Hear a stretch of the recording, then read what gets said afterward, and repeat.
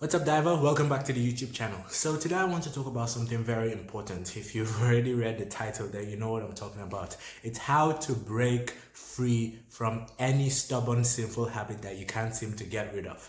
The reason this is such an important topic is that at every single point in your life as a Catholic, you're going to experience something that will be very difficult for you to break free from. For many people, it's actually a big sin. For other people, it may just be a small flaw, or it may just be some little amount of laziness that you're dealing with. But this video is not for those people who just have a little laziness here and a little this there and a little that there. This video is for people who are struggling with something really big that they really can get rid of. Usually, especially for people our age, it's going to be something that has to do with sexual sins of the flesh. This is what is more common in the 21st century. This is what more common in 2019, right? So if you want to get rid of these terrible sins, whatever it is that you're struggling with, I'm just going to use sexual sins from here on out as a big example. If you're struggling with sexual sins, for example, pornography, masturbation, fornication, adultery,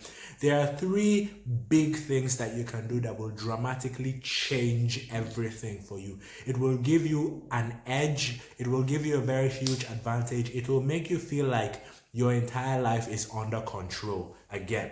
So I'm going to go through this tree stuff. If you want to hear everything, you stay till the end of this video. Every single part of it is going to be extremely important. Without further ado, let's start the video. Number one, the very first thing that you need to know is that you need to make up your mind. This looks like it should go without saying. If you want to get rid of a sin, of course you need to make up your mind to get rid of the sin. But the reason I'm saying this is that many people don't even know what it means to make up their mind.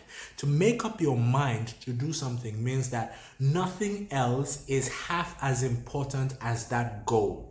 This is how you should look at it. You should look at it like this thing you're trying to do is the most important thing in your entire life. And if you don't do it, then any other achievement in your life is useless. That is the kind of mindset that is going to make things work. That is the kind of mindset that people use to build new companies, people use to lose weight, people use to get their relationships in order. It's the same exact mentality that you need to have if you want to seriously get rid of a stubborn sin. You need to make up your mind, which means the way you talk, the way you act, the way you behave, even when you wake up in the morning, your morning routine, what you do throughout the day, everything is going to change because in your mind, you want to be a holier person. Now, making up your mind, there's something that many people confuse. There's making up your mind to stop sinning, and there's making up your mind to be holy.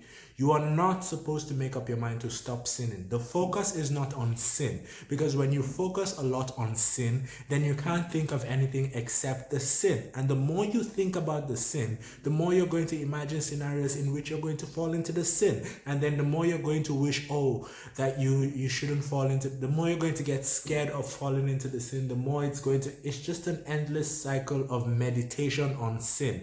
This is not what the Christian is supposed to do. The Christian is supposed to meditate on God instead. You meditate on holiness, meditate on the life of Christ, meditate on the graces that God is giving you to become a holier person. And that is how to do proper meditation. That is how to make up your mind. That is how to focus on the right things. Okay? So, again, make up your mind, but not make up your mind to not sin, but make up your mind to be holy. It's a very small difference, but it's very, very important. The second thing is prayer. I think prayer is the most important thing, but all three of them are important to some level. But prayer is the most important thing because prayer is that link between you and God.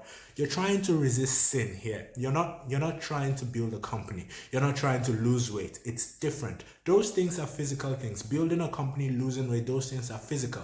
Sin has a spiritual component. So even though you can psych yourself and do all those other stuff, you cannot resist sin completely without God's help.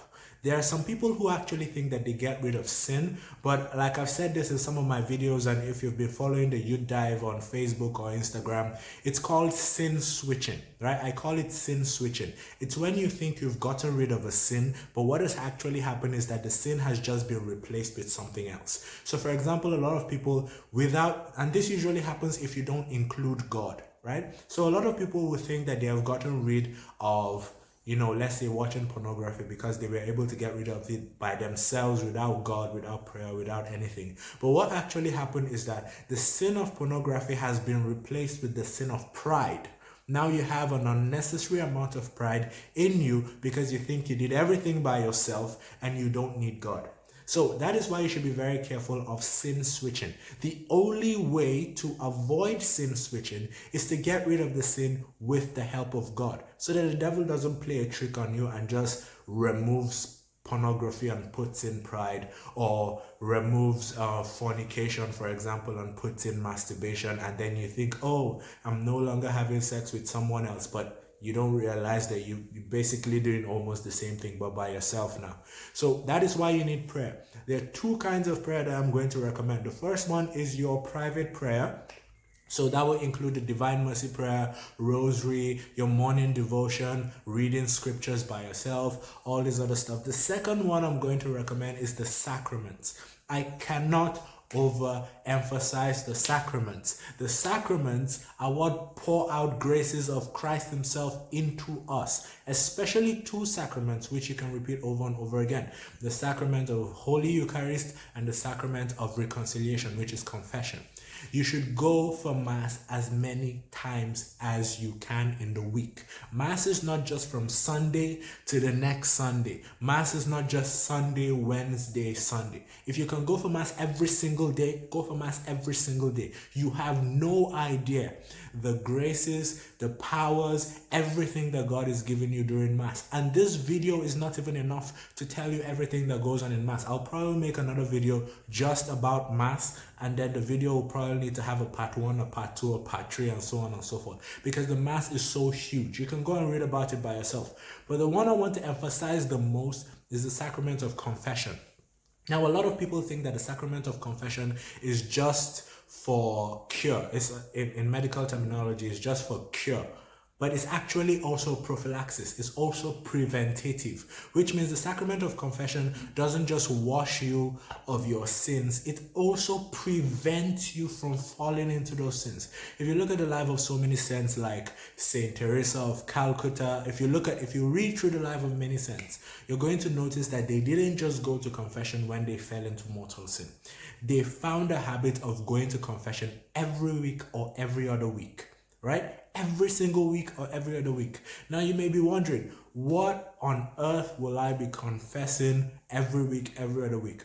What you will notice when you start this habit of doing confession every week or every other week, and I always recommend every week because all the lives of the saints that I have read, the ones who had the closest relationship with God always went for daily Mass, always went for adoration, and did weekly confessions. And this is like the key to how you're supposed to use the sacraments of Holy Eucharist and confession. So what I'll tell you is that if you start doing this weekly confessions, you're going to notice that you have less and less mortal sins to confess. It becomes more difficult. It becomes very difficult to commit a mortal sin within a week and within the next week, and then you find out that you're confessing less and less mortal sins, and then you're able to notice those venial sins that you couldn't even get into confession because your mind was so filled up with the mortal sin that you were trying to confess. And then you get rid of those mortal sins and then those venial sins, and you start becoming perfect according to what Christ wants from us. In the book of Matthew chapter 5 verse 48, he said, "Be perfect as your Father in heaven is perfect."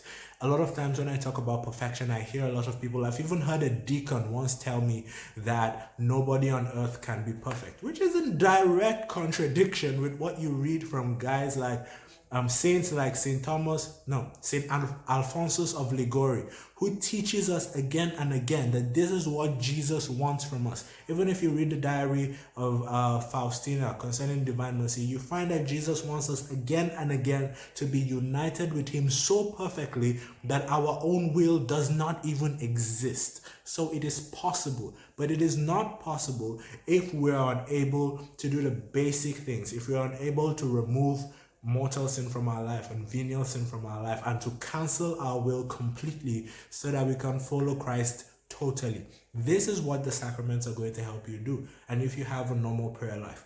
So you've made up your mind. You have your own private prayer life. You pray the rosary, you pray the divine mercy, you do all your morning devotions, you read your Bible regularly, you study the catechism from time to time, and then you use the sacraments of Holy Eucharist and reconciliation, confession. So what's the last thing that you're supposed to do? The third and final thing, well, I think there are sub layers and actual strategy that I can go into, but then this video is going to be like 3,000 minutes, or I don't know. But the final thing that you're supposed to do is to get rid of the occasion of sin. I cannot emphasize this. I cannot emphasize any of them enough, right? You need to make up your mind. You need to pray, and you need to get rid of the occasions of sin. So what are the occasions of sin? These are the places, the people, the situations, anything that puts you in that position where you are more likely to sin. I'm going to give you a few examples. So you're struggling with masturbation and struggling with pornography, and then you go and watch an R-rated movie on Netflix. That's an occasion of sin. What do you expect to happen? It's going to trigger a lot of things for you, and then it's going to lead you to a point where you're literally fighting for your life to resist the sin. That is something that you can easily avoid by just checking the rating of the movie, watching a short trailer about it, maybe on YouTube or something, before you decide to watch the movie, right? Just an extra 5 minutes before you watch a movie can save you all of that. Another thing is maybe on Instagram, right? So let's use the same masturbation and pornography again. You're struggling with masturbation and pornography, and on Instagram, you're following all these people who are half naked, coming out in bikinis, wearing ridiculous outfits, and you're going through the explore page, one picture after another, one picture after another. What is it going to do? Is going to trigger a lot of stuff. Okay, let's use another example. Let's use let's say you're struggling with lies, right? You're struggling with lying. You lie almost every day, like 5 times a day you tell a lie. How can you resist? What is the occasion of sin for that?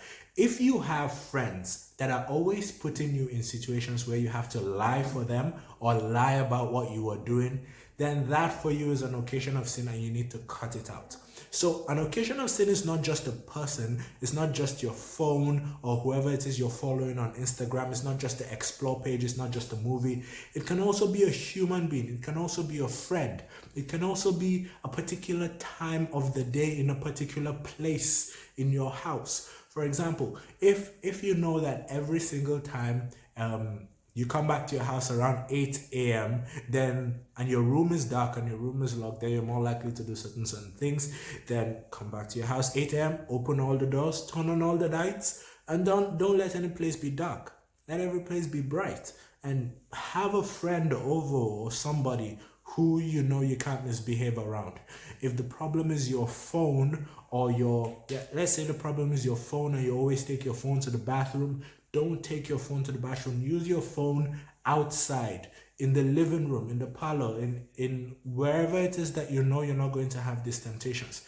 Avoiding the occasions of sin is very crucial. I'm going to give you one last thing that many people are going to disagree with me. If you disagree with me, well, maybe this video is not for you in the first place. There are some friends that you need to cut off from your life. The Bible says in 1 Corinthians chapter 15 verse 33, bad companion corrupts good morals. It does not say bad companion may corrupt good morals. It does not say if you're not careful, they may or may not influence you. It's very clear.